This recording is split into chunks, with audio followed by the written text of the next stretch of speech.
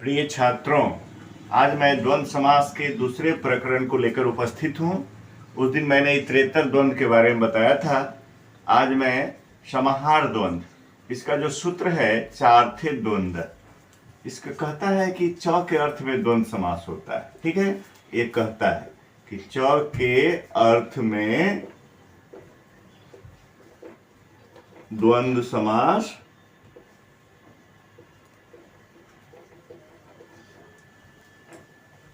होता है। अब च के कितने अर्थ है? च के जो अर्थ बताए थे हम, उसमें तो 4 अर्थ बताए थे। इसमें बताए थे कि 2 अर्थ जो है द्वंद्व समास में होते हैं, इतरेतर और समाहार। इतरेतर द्वंद्व का उदाहरण मैंने बताया था, आज समाहार द्वंद्व के बारे में बताएंगे। और च के और भी कई अर्थ होते हैं, आप देखेंगे च के और भी अर्थ होते हैं। एक होता है समुच्चय, एक होता है अन्वाचय। तो आप देख लिए च के 4 अर्थ होते हैं, 1, 2, 3 और 4। तो इन दोनों अर्थों में समास नहीं होता है। जैसे इसमें आप देखिएगा, उदाहरण है ईश्वरम गुरुम च भजस्व, यहां लिखा जाएगा ईश्वर और गुरु को भजो। तो ईश्वर और गुरु देखना है, दोनों परस्पर निरपेक्ष है, सापेक्ष नहीं है। ईश्वर को भजने का अलग प्रयोजन है, भज धातु सेवायाम होता है, और गुरु को भजने का अलग प्रयोजन है। इसलिए यहाँ पर समास नहीं होता है, समुच्चय अर्थ में होता है। एक ही क्रिया से दोनों का अन्वय कर दिया गया है, लेकिन दोनों एक दूसरे के निरपेक्ष हैं। ठीक है। और अन्वाच्य में क्या होता है, जैसे हम आपको लिख रहे हैं भिक्षाम अट, अट माने मांगो, भ्रमण करो, भ्रमण करके भिक्षा मांगो, और गाम चा आने, और गाय लाओ। ऐसा देखिए, अब भिक्षा मांगना यहाँ जो है, भ्रमण करना, भिक्षा मांगना, भिक्षाटन करना, यहाँ मुख्य वर्क है, मुख्य काम है। और गाय को लाना आनुषांगिक कहते हैं इसको, यानी गौण कर्म है। यह उद्देश्य नहीं है, उद्देश्य है भिक्षा ग्रहण करना, भिक्षा लेना, भ्रमण करके भिक्षा मांगना। और गाय को लाना अनुषांगिक कर्म है।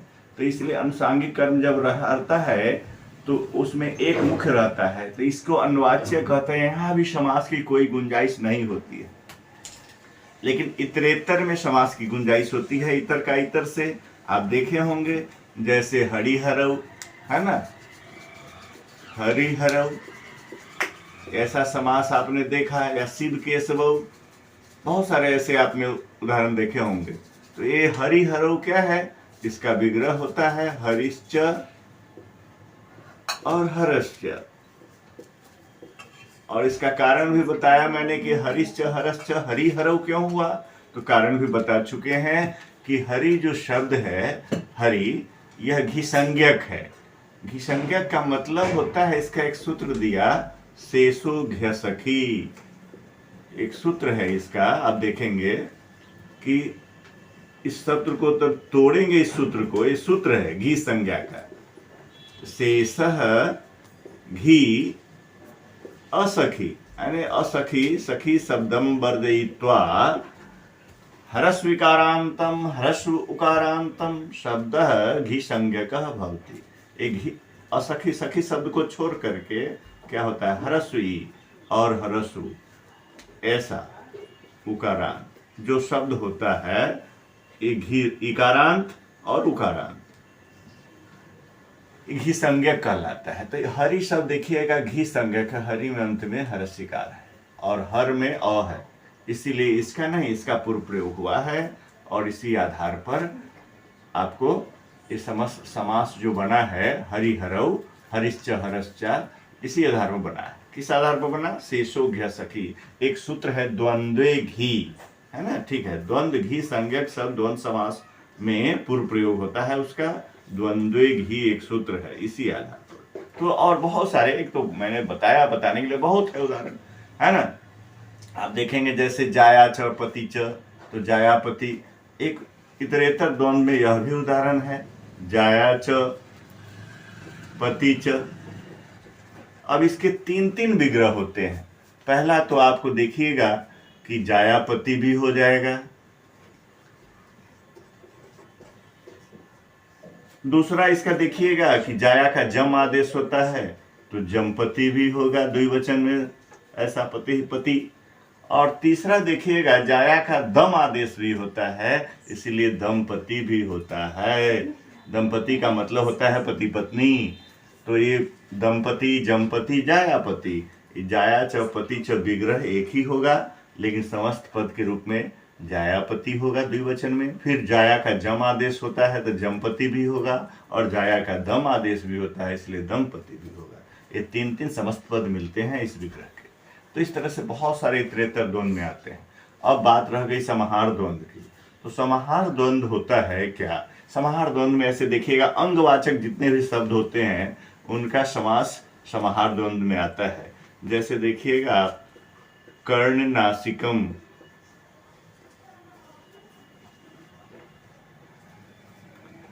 भ्रू ललाटम,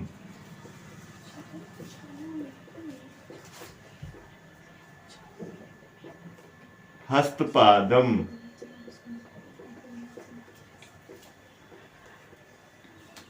ऐसे देखिएगा मुख नासिकम,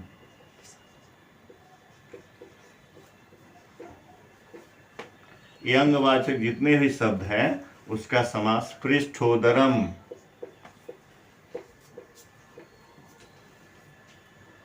पाणिपादम। ऐसे जो अंगवाचक शब्द हैं ये सारे एक समाहार द्वंद्व में आते हैं, है ना। अब इसका विग्रह करना है तो मैं इन उदाहरणों को यहाँ से इधर मिटा देता हूं, चूंकि समाहार द्वंद्व पर विशेष प्रकाश डालना है। प्रिय छात्रों, आप देख रहे हैं हम समाहार द्वंद्व लेकर उपस्थित हैं आपके सामने में। इसके पहले उदाहरण है संज्ञा परिभाषम। इसका विग्रह होगा संज्ञा च परिभाषा च।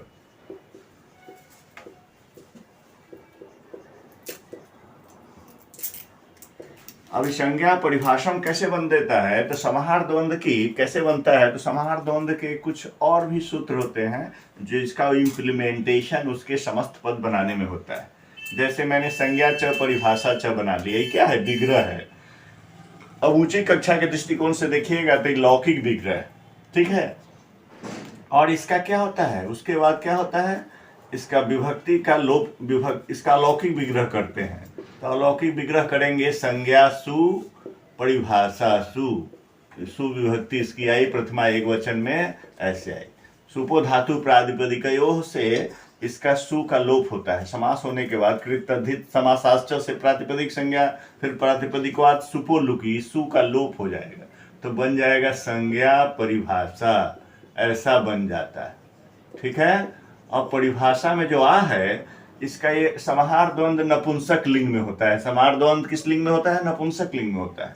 तो नपुंसक लिंग होने के कारण क्या होता है, इसके अंत जो आ है उसका ह्रस्व कर देते हैं तो संज्ञा परिभाष बनता है। ह्रस्वो नपुंसके प्रातिपदिकस्य, ये परिभाषा जो था परिभाष बन गया संज्ञा परिभाष। अब उससे सुविभक्ति आएगी प्रथमा एक वचन में और उसका अम आदेश हो जाता है और फिर पूर्व रूप होकर के संज्ञा परिभाषम बनता है, ठीक है। अतो अम से अम हो गया संज्ञा परिभाषम। तो आप जो देख रहे हैं समाहार द्वंद्व जो होता है वह नपुंसक लिंग में होता है, ठीक है।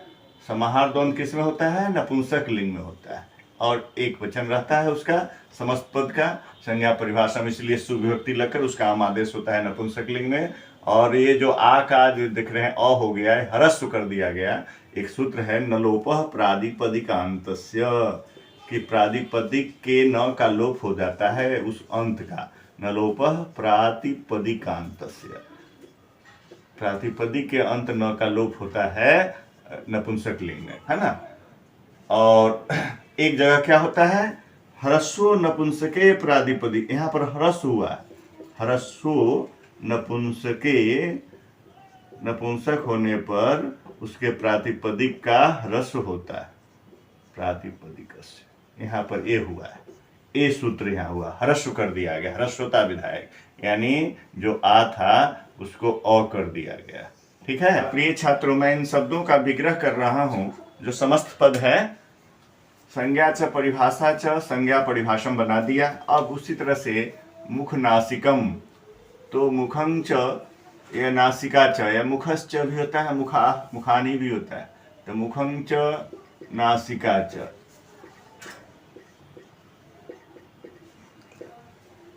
मुख नासिक हो गया, आ का फिर ह्रस्व हो गया, ह्रस्व नपुंसक प्रातिपदिक से चेत समाहार द्वंद्व नपुंसक लिंग में होता है। फिर पाणी पादम, पानी च, पानी दीर्घकार से लिखा है चूंकि 2 हाथ होता है, और पादव च, पैर भी 2 है, 2 हाथ और 2 पैर का समाहार, तो उसके मूल को ले लिए पाणीपाद, और सुविभक्ति सुकाम आदेश हो गया पाणीपादम नपुंसक लिंग में। शिरोग्रीवम, ये अंगवाचक शब्दों का समास द्वंद्व समास होता है और समाहार द्वंद्व होता है। शिरश्च ग्रीवाच, आप इस तरह से बहुत सारे विग्रह बना लेंगे। शिरश्च ग्रीवाच शिरोग्रीवम, पृष्ठं च उदरं च पृष्ठोदरं,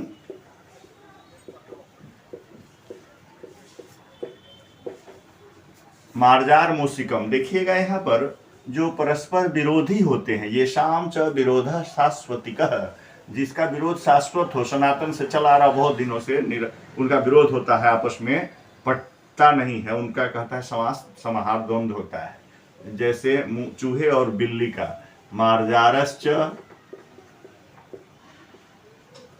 और मूसिकश्च, मार्जारश्च मूसिकश्च, मार्जार मूसिकम, इनका विरोध सर्वविदित है। अहिनकुलम, अहिश्च सांप और नेवला, इनका भी विरोध सर्वविदित है। अहिश्च नकुलश्च, इनका भी समास द्वंद्व समास होता है और उसे समाहार द्वंद्व कहते हैं, क्योंकि नकुलम। युकालिक्षम, ये क्षुद्र जंतु में आते हैं, जू और लिख, जू के लिए युक होता है, युकालिक्षम, तो युकाश्च और लिक्षाश्च, तो जू और लिख क्षुद्र जंतु में आते हैं, तो कहा क्षुद्र जंतुओं क्षुद्र जंतवः, एक सूत्र है, इसे क्षुद्र जंतवः, इस सूत्र से क्षुद्र जंतुओं का समास क्या होता है, आपको समाहार द्वंद्व कहलाता है। ठीक है, इसके अलावे भी देखिएगा गंगा सोनम, गंगा सोनम, ये दोनों का समाहार द्वंद्व होता है। क्यों? तो एक इसमें स्त्रीलिंग है और एक देखिएगा सोन पुल्लिंग है, तो भिन्न विशिष्ट लिंग का समास भी नदीवाचक शब्द हो और उनका लिंग भिन्न भिन्न हो, तो भिन्न भिन्न लिंग वाले शब्दों का समास भी समाहार द्वंद्व में होता है। आप इसका विग्रह करेंगे, गंगा च सोनश्च, सोन पुल्लिंग है, तो सोन पुल्लिंग है और गंगा स्त्रीलिंग है, लेकिन अगर दोनों एक ही लिंग के हो जाएंगे, फिर वहाँ एक पद भाव, वहाँ जो है जैसे मान लीजिए एक ही लिंग के 2 नदी हैं, जैसे गंगा च जमुना च, अगर मान ली कोई आपसे पूछ दिया उसका क्या होगा, गंगा च यमुना च, तो यहाँ पर गंगा यमुने हो जाएगा, ये समाहार द्वंद्व में नहीं होगा, इसका इतरेतर द्वंद्व हो जाएगा। जब अगर चूंकि यह भी स्त्रीलिंग है यह भी स्त्रीलिंग है, समाहार द्वंद्व में कहता है कि विशिष्ट लिंग होना चाहिए, यानी दोनों का लिंग अलग अलग हो, ये स्त्रीलिंग और एक भिन्न भिन्न लिंग होने के कारण ये नपुंसक लिंग में होता है और समाहार द्वंद्व में आता है। गंगा सोनम, गंगा च सोनम, सोनश्च, सोन पुल्लिंग है, नद है, और गंगा नदी है, एक नद और एक नदी का समास विशिष्ट लिंग भिन्न लिंग होने के कारण वह समाहार द्वंद्व में आता है। यहीं पर मैं अपनी वाणी को विराम देता हूँ, आप समझे होंगे। धन्यवाद।